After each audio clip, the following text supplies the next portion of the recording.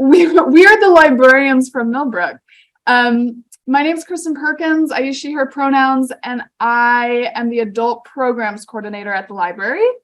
I'm Risa. I use they, them pronouns. I'm the teen coordinator. Yes. Can you unmute yourself on the Zoom? Sorry, I didn't do that for you.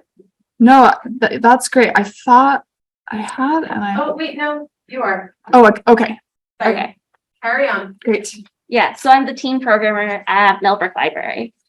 And today we're going to be talking about volumizing volunteering, running a successful volunteer fair. We'll be sharing the experience we had last fall doing a volunteer fair that we felt was quite successful. And then we're going to be thinking through ways that it could transfer to other communities. Just for context, I wanted to mention just a little bit of the Millbrook context before we get started. We're one of those one stoplight towns in the Hudson Valley. And I looked it up because we were talking about it during lunch. So it's a town with 1,400 people. So just that's sort of the context of Millbrook, semi-rural, really arts-oriented kind of a place. Also, before we get started, we haven't invented the idea of a volunteer fair. So has anyone else here done a volunteer fair in their community? No. Okay. So for the people online, there were 0 hands went up. But and to be clear, it's not a volunteer fair where we were seeking volunteers for the library. We were hoping to connect our patrons with a bunch of nonprofits in the area. And we'll sort of get into all of that. So like the first thing we did was we wanted to look into getting organizations, but as you will notice, there are 2 of us here, and we found that the buddy system was extremely important because it made the work less, and we had someone to bounce ideas off of, someone to come up with organizations that we wouldn't think of. And like I was doing a lot of the reaching out to the schools, and Kristin was doing a lot of reaching out to the community because those were our sort of age groups that we were working with. And when you're looking for organizations, you want to reach out earlier than you think because everything takes more time than you think it does. And you want like a diverse group of things. So you don't want like just all environmental programs or just all food banks. You want to consider like who is your community, what kind of needs does it have, and like what organizations are there. You also want to remember the organizations that your library already works with. So we have like the Friends, the Rotary, our historical society. So it was important for us to be like, we want to make sure all of you are represented here.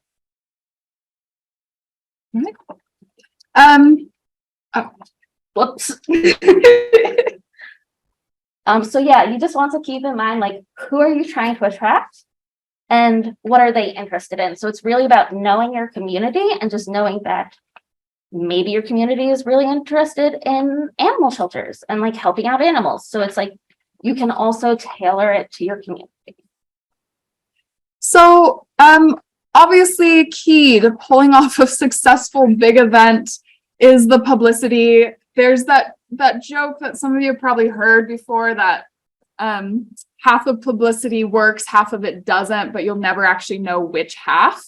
But in terms of what we tried to do, we started really early, both because we were getting organizations on board, but also creating a press release and getting the word out that it was that we were hoping to make this a really big, fun, exciting event. We did our sort of regular publicity, which is our posters around town, which we do throughout the month. But we also got 2 big sandwich boards that we had up in the weeks prior. We reached out to local newspapers, radio shows, and we got a little bit of pre-coverage. And then we also had a reporter come to the event itself and write about it post, which is great because we're hoping to make it a yearly event and continuing that relationship with the press about this specific event. You can see our poster here on the left of the slide. But the biggest secret, the thing that I found was probably the half of the publicity that I think did work is having the organizations reach out to their networks too. So we had 17 organizations in the end planning on coming, well, 18, and then one of them didn't actually show up. But we had 18 organizations who we were bringing to the library, and we really made an effort to ask them to reach out to their networks, for them to post on their social media, for them to put it in their newsletter blast. And that, I think, was the most impactful part of our publicity. To make it really easy for them, I created some images that they could share. This is just an Instagram share square that I made on Canva, the librarian's best friend, Canva, not paying us. And this is one of our organizations that posted it, Duchess Land Conservancy. So there's a lot of like setup and planning to go into the event. You have like a lot of sort of timelines that you want to make and sort of like counting down to the event. So we started 3 months out and we met weekly just to be like, how are we with reaching out to organizations? Who do we need to follow up with? And we just had regular meetings to help us like be aware of like, oh, what's coming, who's working on what, and just distributing the labor between the two of us and being like, maybe this isn't a week where I have a very good brain. So maybe Kristin makes a call that I would struggle to make. So it's like having that buddy system again helps you meet those timelines because you don't have to do it all yourself. In terms of planning, we did ours inside and outside. So we had a lot of different sort of floor plans that we had to play with. And they had many iterations. So be prepared to like make something and then look at it and you're like, oh, no one can walk through here. And then like do it again and again. Like the first time isn't going to be perfect, but done is better than perfect. And so you're always just working on that and just need to be aware of your space and just people being able to move through it. All right, so we're going to show some images of the day of and talk through a couple other of our ideas, tips, and tricks. So yeah, like ahead of time, we had to set up the tables. So we had some indoor and outdoor, and the day of, well, we didn't have enough tables for 18 organizations. So we made sure to ask them, if you're able to bring a table, please do so. Some of them brought their own tables. Some of them brought their own tents. And like everyone was really excited to come because as much as we wanted them to come for it to be successful, they themselves need volunteers and want to come to opportunities like this because it's good for them. We also, while we were thinking about layout, really made an effort to put some of what we were calling our hooks sort of front and center on the library lawn. So for example, this adorable cat was brought by our Society for the Prevention of Cruelty to Animals. This was actually Paws of DC. Oh, my bad. We had both organizations there. This was Paws of DC, brought a cat. We made sure that the cat was sort of right in front of the library. Because we get a lot of weekend traffic in Millbrook. Some of you probably have the same experience in these kind of touristy towns. So that could pull people in. We also had, you can see in that second image, we had the fire department come and they were like, can we bring a fire truck and sort of park it in front of the library? We said, absolutely. That sounds amazing. And I bet people will really like that. So they came and they parked and they had a fire truck that you can imagine kids especially were kind of excited about coming, seeing the fire truck. And then trying to get the adults in and through and the teens in and through to see the other really wonderful organizations that were there. And since we're on Main Street and the fire truck was sort of like the first really big thing you could see at the volunteer fair, it helped with sort of the flow of bringing people in. We also had another organization, a food pantry, that was like one of the first organizations you saw from the outside. And they had like so many people that just wanted to talk to the people coming in. It's like, even if they're not getting volunteers, they're making connections to each other. They're making connections to the community. They're making awareness. It's not necessarily the first time they come in contact with a person, they're going to become a volunteer, but it's just over time, you want to build those community connections, not just between the patrons and community members, but between the organizations. And I would say that after this, we're much stronger with like all the organizations in our area. Yeah. We did have an issue with flow because we were inside and outside, and we didn't have the best signage up the stairs to get people who were outside inside and inside outside. Mm-hmm. So that's something we need to improve on in the future. Mm-hmm. So it's done and we are doing follow-up. So it's like, we want to see you next time. We sent out thank you notes. We sat down for a couple of hours and just wrote out personal thank you notes to every single organization because they all made it possible. We had 150 people at the volunteer fair. And all those organizations that came, they made that possible. Like, we brought them together, but they made it interesting to patrons. And I think one of the really key takeaways and why we spent so long writing personalized thank you cards to every organization is as the facilitators of the event, we're not just there for the patrons, we're also there for every organization that's coming, and we're trying to make a good experience, both for the patrons who walk through and also for every organization at that table. Yeah, so partly with that, we made sure that like there were snacks available and water and tea and coffee, because we wanted it to be a good and positive experience for the organizations. And we did this from 11 to 1 to maximize like our foot traffic, because we know that's when we get traffic in Millbrook. So that's something to keep in mind for your communities, like when do you get the traffic? So that's like sort of over lunch, and it's like, okay, people might get hungry, so we made sure that we were taking care of people.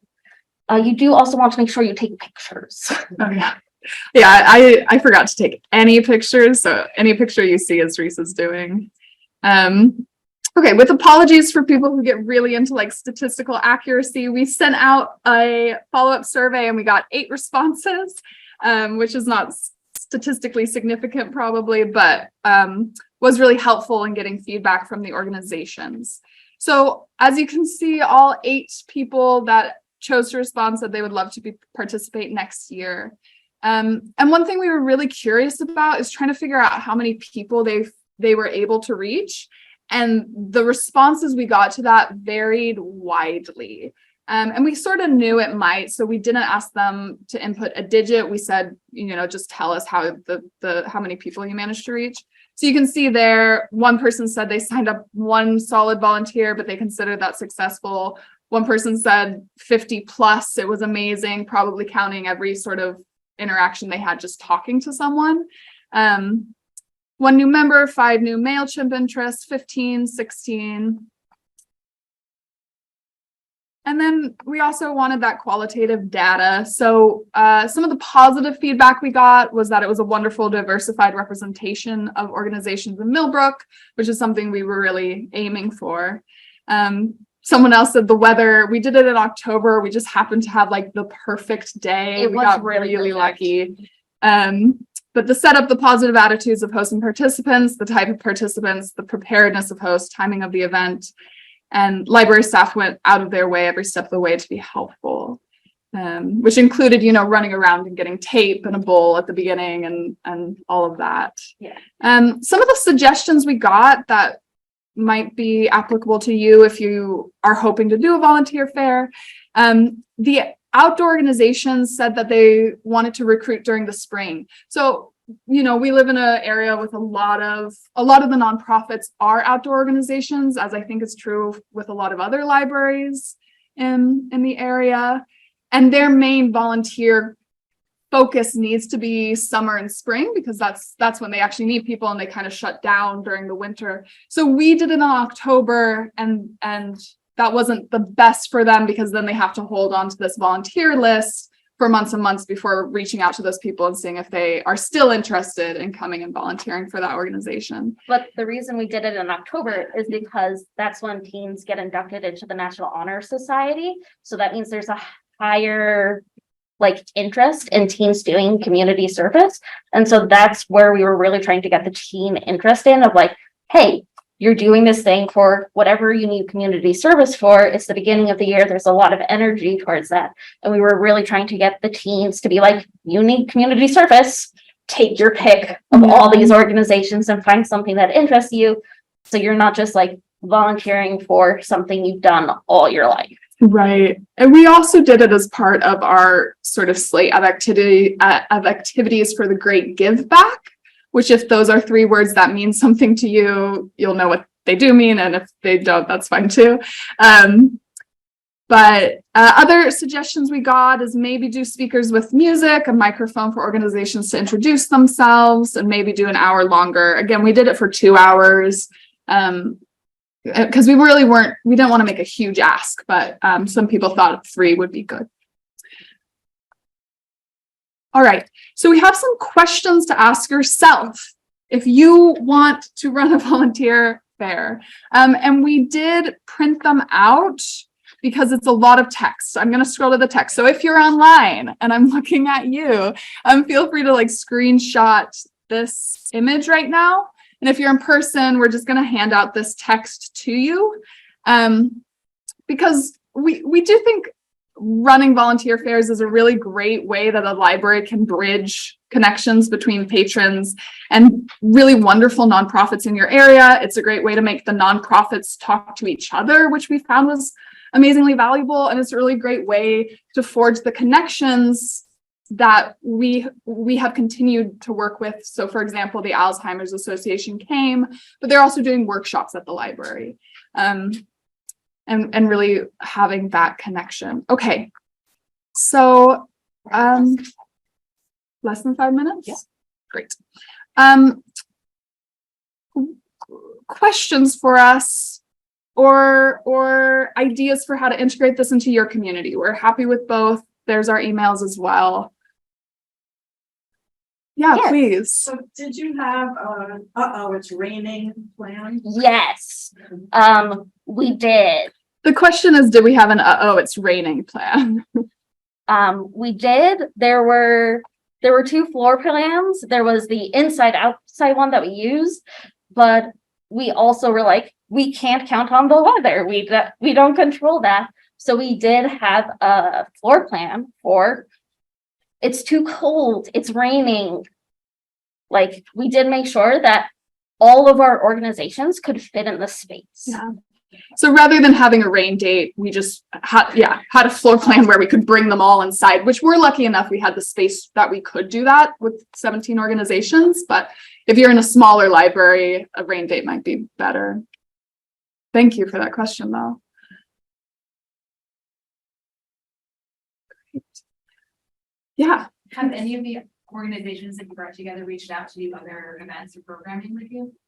Yeah, so the Alzheimer's Association, we're working on getting them to come back for workshops. And I think you've had some with the animal organizations. I haven't worked with the animal organizations, but our children's librarian has. And this summer this year I'm doing like 3 programs with the Duchess Lane Conservancy, which is one of the organizations that was there, and then being there really made the partnership better. One of the things that the Duchess Land Conservancy had that was cool was they had a spinning wheel for prizes. Yeah. So it's like those kinds of things that draw people in were really helpful for getting volunteers. And even if you just provide candy, that's still going to be helpful to get organizations talking to people. Yeah. Great. Well, thank you so much for your attention. I know it's late in the afternoon, and I hope you consider doing a volunteer fair.